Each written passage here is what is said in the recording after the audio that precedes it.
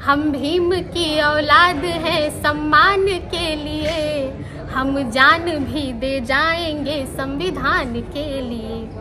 और ऐसा नहीं हमारी ही बस जान जाएगी, घटना फिर कोरेगांव की दोहराई जाएगी। कि नफरत करोगे हम भी आदर भूल जाएंगे, और जो चाहते हो हम उसी पे तुल जाएंगे। प्यारा है तुम्हें स्वर्ग तो तुम शौक से जाओ, हम भीम की औलाद हैं स्कूल जाएंगे। मतलब हमें पानी भी पीना था तो हमें इतनी आसानी से नहीं मिला, तो ये तो नौकरी और ये सारी बहुत बड़ी चीज़ है, तो हमें हर जगह लड़ना पड़ता है। झलकारी बन के दुश्मनों का सर उड़ाएंगे, और सावित्री बन के ज्ञान का दीपक जलाएंगे। गंदी निगाहें डालने वालों के सीने पे फूलन देवी के रूप में गोली चलाएंगे। अगर आपको जवाब देना है या फिर वार करना है आप पे, तो मैं तलवार नहीं उठाऊंगी, मेरी कलम काफ़ी है आपके लिए। मेरे साथ वंदना सिद्धार्थ हैं और क्या शानदार बहुजन कविताएं पढ़ती हैं। वंदना पहले वो सुनाइए भीम की बेटी वाला। हाँ, मैं वो सुनाती हूँ। हम भीम की औलाद हैं सम्मान के लिए, हम जान भी दे जाएंगे संविधान के लिए। और ऐसा नहीं हमारी ही बस जान जाएगी, घटना फिर कोरेगांव की दोहराई जाएगी। तो ये था वो शेर जो आप लोगों ने बड़ा पसंद किया। ये तुल वाला जो है कभी बता रही थी, तुल हम तुल जाएंगे। हाँ हाँ हाँ, आपने सुना? हाँ। अच्छा हाँ, वो एक शेर जब एक बयान बड़ा वायरल हो रहा था कि अंबेडकर अंबेडकर अंबेडकर, इतना नाम अगर आप किसी भगवान का लेते तो आपको स्वर्ग मिल जाता, वो भी 7 जन्मों का। तब मैंने उसके जवाब में ये शेर लिखा था और दिल्ली में पढ़ा भी था, जिसके बाद काफ़ी मुझे सलाह और धमकी भी मिले। तो ये मैंने लिखा था कि नफरत करोगे हम भी आदर भूल जाएंगे, और जो चाहते हो हम उसी पे तुल जाएंगे।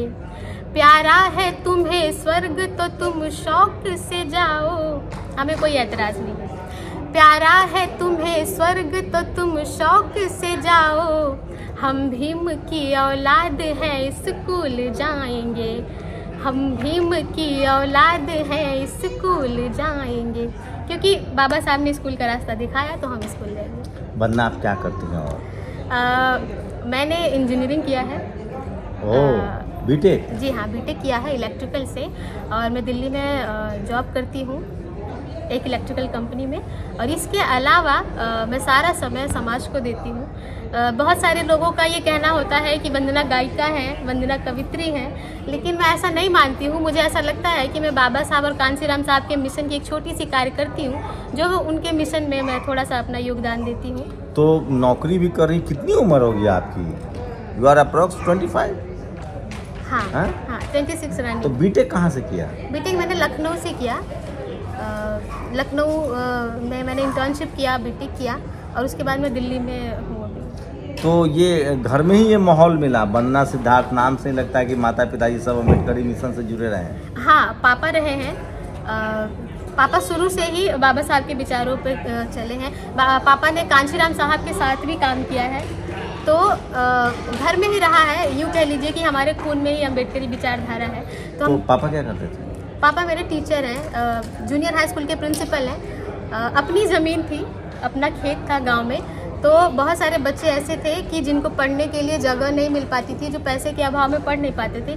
तो पापा ने एक स्कूल खोला और उसमें निःशुल्क शिक्षा देते थे अपने समाज के बच्चों को, और उसका नाम है बाबा साहब डॉक्टर अम्बेडकर विद्यालय, जिसकी स्टूडेंट मैं भी हूँ। कौन सा जिला है? कुशीनगर। ओह, जहाँ भगवान बुद्ध का परिनिर्वाण हुआ। जी। तो वंदना, जहाँ आप नौकरी करती हैं वहाँ कंपनी में कोई प्रॉब्लम नहीं होती है ना? नहीं, वो तो देखिए, प्रॉब्लम तो हर जगह है। हमारे लिए प्रॉब्लम हर जगह है। मतलब हमें पानी भी पीना था तो हमें इतनी आसानी से नहीं मिला, तो ये तो नौकरी और ये सारी बहुत बड़ी चीज़ है, तो हमें हर जगह लड़ना पड़ता है। यूँ कह लीजिए, लड़ झगड़ के छीन के करना पड़ता है। तो ये कविताएं कब से लिखने लगी, इस तरह की बहुजन कविताएं? पहले पापा लिखते थे। जब मैं बहुत छोटी थी तो पापा लिख के मुझे दिया करते थे, और मैं वो सिर्फ पढ़ देती थी। मुझे पता नहीं होता था कि मैं क्या पढ़ रही हूँ। आपकी आवाज़ में इतनी खनक है, तो आप सिंगिंग क्यों नहीं ट्राई करती? मुझे काफ़ी मौके मिले इस चीज़ के लिए, काफ़ी ऑफर्स भी आए, लेकिन मैं नहीं गई। मैंने कहा ना कि खून आपको पता है कि आवाज़ कितनी अच्छी है, एकदम खनक है, लगता है जैसे मतलब एक होती है मतलब सुरीली आवाज़, एक होती है खनक हो जिसमें मतलब बेस हो। जी, धन्यवाद। वो झलकारी बाई वाला सुनाइए जरा। हाँ, मैं झलकारी बाई वाला सुनाती हूँ। वो मेरा पसंदीदा वो शेर है। मैंने पूरा खास सुनाइए। करके महिलाओं के लिए लिखा, क्योंकि महिलाओं को मैं कभी अपने किसी भी कविता में मैं उनके लिए 2-4 लाइनें लिखती हूँ। तो मैं वो सुनाती हूँ कि झलकारी बन के दुश्मनों का सर उड़ाएंगे, झलकारी बन के दुश्मनों का सर उड़ाएंगे, और सावित्री बन के ज्ञान का दीपक जलाएंगे। गंदी निगाहें डालने वालों के सीने पे फूलन देवी के रूप में गोली चलाएंगे। तो ये हमारी ताकत है। पता नहीं क्यों हमें कमज़ोर समझा जाता है, तो इसलिए मैं ये पढ़ती हूँ। तो जो पूरी आप जो कविताएं लिखती हैं वो पूरा बहुजन मिशन के आसपास होता है। हाँ हाँ। जी हाँ। तो आपने सब लोगों को झलकारी बाई, फूलन देवी, सब माता सावित्री, सब लोग के बारे में पढ़ा है? हाँ, इंजीनियरिंग की है। हाँ, ज़्यादातर मैं अगर कहूँ तो ये गलत नहीं होगा कि घर में मैं पहले ही कवित्री और गायिका और मिशनरी पहले ही बन गई, इंजीनियर में बाद में बनी। मैं ऐसा कहूँगी तो गलत नहीं होगा, क्योंकि मेरे घर में ही माहौल रहा, और मैं काफ़ी मंचों पे, जब मैं छोटी थी तो मेरे काफ़ी मंचों पे। कितने साल से परफॉर्म कर रही हैं? कविताएं तो मुझे 1.5-2 साल हो गए बस, बाकी मैं गीत गाया करती थी। तो कॉलेज में थी तो आपके दोस्त बने बाकी लोग? हाँ, बने, काफ़ी दोस्त बने। और जब ये विचार सामने आता होगा तो अब और ज़्यादा बन गए। अब और ज़्यादा बन गए। उस खेमे से हमारे तो दोस्त सब खत्म हो गए, उस खेमे वाले। उस खेमे से हैं दोस्त, लेकिन आते हैं, कहते हैं बहुत अच्छा है वगैरह वगैरह, लेकिन थोड़ा सा विचार नहीं मिलता है। लेकिन उनका कहना ये होता है कि कोई बात नहीं, वो तुम्हारा अलग है, हमारा अलग है। और तो आप बताती हैं कि हम बदले के लिए नहीं कह रहे, हम बदलाव चाहते हैं, ये प्रतिकार नहीं है, परिवर्तन चाहते हैं। बिल्कुल, मैं ये बात हमेशा कहती हूँ कि बदले की भावना मेरे अंदर तो कभी नहीं रही है ना, क्योंकि हम बुद्ध के अनुयायी हैं, बाबा साहब को मानने वाले लोग हैं, तो हम हर काम हम बहुत ही सहजता से करना जानते हैं, है ना, संघर्ष से करना जानते हैं। तो हम कभी भी, हमें अगर कुछ कहना होता है तो मैं ये कहती हूँ ना कि मैं पढ़ी लिखी हूँ, तो मुझे अगर आपको जवाब देना है या फिर वार करना है आप पे, तो मैं तलवार नहीं उठाऊंगी, मेरी कलम काफ़ी है आपके लिए, तो मैं कलम से जवाब दे सकती हूँ। कोई फेवरेट जो आपने लिखा हो और वो आपका फेवरेट? बहुत सारे हैं मेरे फेवरेट, लेकिन मेरा एक जो गीत है ना, बाबा साहब के लिए मैंने लिखा था, भीम की कलम, क्योंकि बाबा साहब के दिल के सबसे ज़्यादा करीब बाबा साहब की कलम थी। उसी से हमारे जो हमारी दिशा और दशा थी, उसी से परिवर्तन ये आया, वहाँ से, वहीं से बदलाव आया। तो बाबा साहब सबसे ज़्यादा प्यार किसी से करते थे, तो अपने बुक से, अपनी कलम से। तो मैंने वहाँ से लिखा कि बाबा साहब की कलम से क्या क्या परिवर्तन हुआ, तो मैं वो चाहती हूँ कि मैं सुनाऊँ। वो मेरा सबसे पसंदीदा, मैंने वो पोस्ट भी किया था, काफ़ी लोगों ने पसंद किया, मैं वो सुनाती हूँ कि तकदीरें बदलती रही हर कदम कदम,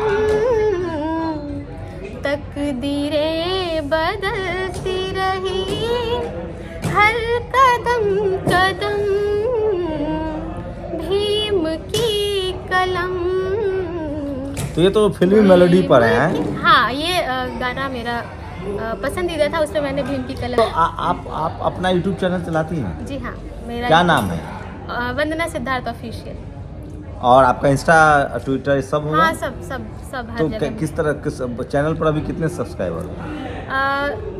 2,90,000 समथिंग। ओह, और व्यूज बढ़ रहे हैं? हाँ, मैं ज़्यादा कम डालती हूँ अपनी वीडियोस, क्योंकि मुझे थोड़ा सा कम वक्त मिलता है। लोग ज़्यादातर डालते हैं, न्यूज़ चैनल्स वाले और भी बहुत सारे लोग हैं, तो उनके पे बहुत अच्छे आप तो बहुत फेमस हैं जी, तो उन पे मिलियंस और काफ़ी तो लोग। और लाइफ में क्या आगे का प्लान है? राजनीति में जाना है? सोचा तो है, हाँ। अगर मौका मिला तो बिल्कुल, क्योंकि ज़रूरी है। तो राजनीति में आपके फैन, आप किनकी फैन? कांशीराम साहब, मान्यवर साहब, बहन जी? हाँ, बहन जी ऑब्वियसली। और कोई नेता? और कोई नेता अभी तो नहीं, लेकिन मैं, मेरी जो आदर्श हैं, माननीय बहन जी हैं, और कांशीराम साहब के विचारों पे ही हमेशा से हम चलते आए हैं। तो मैंने कहा ना कि अभी जब मैं पढ़ रही थी तो मैंने कहा ना कि कांशी राम साहब की ये ज़मीन है और ये मशीन है और ये पूरी टीम है, तो उन्हीं के जो फैक्ट्री के नेता जो बने हैं उनमें से मेरे बहुत सारे पापा रहे हैं। आप कॉलेज में थी, कभी ये भेदभाव गैर बराबरी महसूस हुआ? बहुत बार बहुत जगह हो जाता है। अभी तो कुछ सालों में थोड़ा सा बदलाव हुआ है, लेकिन उसके पहले बहुत बार ऐसा होता था कि छिपाना पड़ता था कि नहीं हम शेड्यूल कास्ट से नहीं है। बहुत इनफैक्ट रूम लेने में बहुत सारी दिक्कतें आती थी कि लखनऊ हाँ, कि अगर इस कास्ट की है तो यहाँ पे रूम नहीं मिल सकता। कॉलेज में प्रोफेसर्स टीचर्स के कैसे एक्सपीरियंस? अच्छे थे, कुछ लोग तो काफ़ी अच्छे थे, लेकिन अभी जो मैंने बताया कि वो जो मैंने शेर पढ़ा कि नफ़रत करोगे हम भी आदर भूल जाएंगे और जो चाहते हो हम उसी पे तुल जाएंगे, तो ये शेर जो था ये शेर बड़ा वायरल हुआ। और मेरे ही एक प्रोफेसर जिन्होंने मुझे पढ़ाया था उनका मुझे फ़ोन आया, वो मुझे लगता है RSS के, हाँ, तो उन्होंने मुझे फ़ोन किया और उन्होंने 1.5 घंटे का मुझे लेक्चर दिया पूरा कि नहीं तुम मेरी स्टूडेंट हो तो तुम्हें ऐसी बातें नहीं करनी चाहिए, अच्छा है तुम्हें लोग पसंद कर रहे हैं, लेकिन तुम्हें इतना भड़काऊ भाषण और कविताएं नहीं लिखनी चाहिए। भड़काऊ है? हाँ, पता नहीं क्यों जब हम अपना सच कहते हैं, पता नहीं क्यों जब हम अपना इतिहास बताते हैं तो लोगों को भड़काऊ लगता है। तो उन्होंने बहुत 1 घंटे की बात मुझे बताई कि तुम्हें समझ नहीं है, तुम अभी बच्ची हो, तुम्हें ऐसी बातें नहीं करनी चाहिए। मैंने उनका बहुत ही इज्जत और मान सम्मान के साथ मैंने उनसे बात की, लेकिन मैंने उनसे एक बात बोली कि सर ये जो चीज़ अभी मैं बोल रही हूँ ना, इसके लिए मैंने बहुत मेहनत की है, मेरे पापा ने बहुत मेहनत की है, तब जाके मैं इस मंच पर खड़ी होकर इतनी मुखरता के साथ बोल रही हूँ, तो आपने बहुत देर कर दी समझाने में, अब कुछ नहीं हो सकता, अब तो बस मैं बोलूँगी। तो ये ट्रेन छूट चुकी है। हाँ, अब समझाने का नहीं है, अब समझाने का कोई फ़ायदा नहीं है। हो सकता है आपने कॉलेज में समझाया होता तो थोड़ा सा मेरा ब्रेन वॉश हो सकता था, लेकिन अब तो कोई फ़ायदा नहीं है। तो बस इतनी सी बात कह के मैंने उनसे बाय बोल के रख दिया।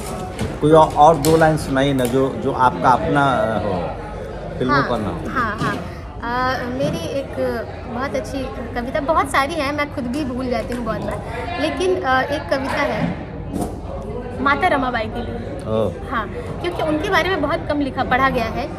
अगर वो बाबा साहब के पीछे उनकी कुर्बानी, उनका बलिदान नहीं होता तो बाबा साहब डॉक्टर अम्बेडकर नहीं बन पाते और वो कभी भी संविधान लिखने में सफल नहीं पाते। तो बाबा साहब जब एक बार लंदन में थे और माता रमाबाई ने कुछ पैसे भेजे, जब उनके पास पैसे नहीं थे तो बाबा साहब ने वहाँ से क्या लिख के भेजा, मैंने वो कविता में लिखने की कोशिश की, मैं सुनाती हूँ। बाबा साहब कहते हैं कि रमा तेरी आँखें बरसती तो होंगी।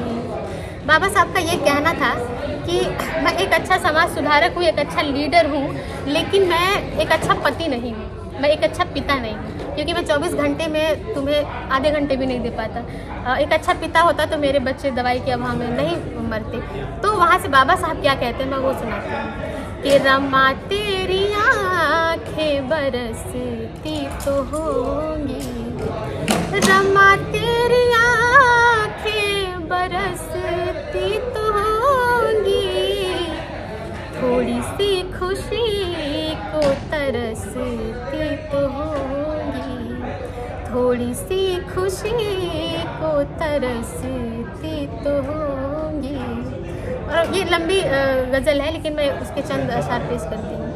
बाबा साहब कहते हैं कि काबिल तेरा मैं पति बन न पाया, काबिल तेरा मैं पति बन न पाया, एक अच्छा पिता भी कभी बन न पाया, एक अच्छा पिता भी कभी बन न पाया, ये दुनिया तुझे ताने कसती तो होगी, ये दुनिया तुझे ताने कसती तो होगी, रमा तेरी आँखें बरसती तो होगी।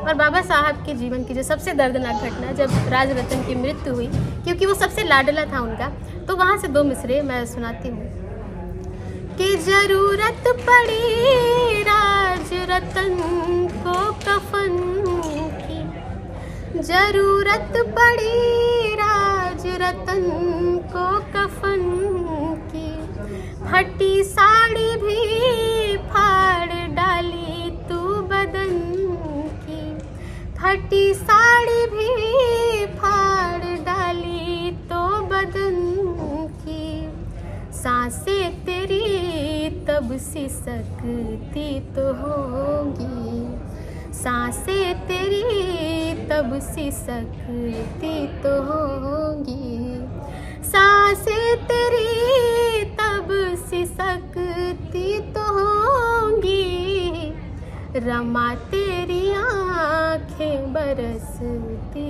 तो होंगी। ये मैंने लिखा, ये मेरा पसंदीदा है क्योंकि मैं इसको जब भी पढ़ती हूँ तो मैं भावुक हो जाती हूँ। और मैं पहली बार नागपुर में पढ़ी और वहाँ की महिलाएं और सारे पुरुष सबकी आंखें नम थी, तो ये मेरी पसंदीदा गज़ल है। तो ये वंदना है, वंदना सिद्धार्थ, और आप इनके वंदना ऑफिशियल यूट्यूब चैनल पर जाके बाकी इनके जो काम है वो देख सकते हैं। शुक्रिया वंदना हमसे बातचीत करने के लिए। Thank you so much sir. जय भीम। जी जय भीम। नमो बुद्धाय। नमो बुद्धाय, जय भीम। और आपके दर्शकों को भी शुक्रगुजार हूँ मैं आप सभी की, और आप सभी को नमो बुद्धाय, जय भीम। तो ज़रूर आप वंदना के आप लोग यूट्यूब चैनल पर जाइए, इनके इंस्टा पर इनको फॉलो कीजिए। क्या शानदार आवाज़ है और उसमें मिशन के सारे दर्द समाये हुए हैं। जीत भी है, खुशी भी है, दर्द भी है, सब कुछ है।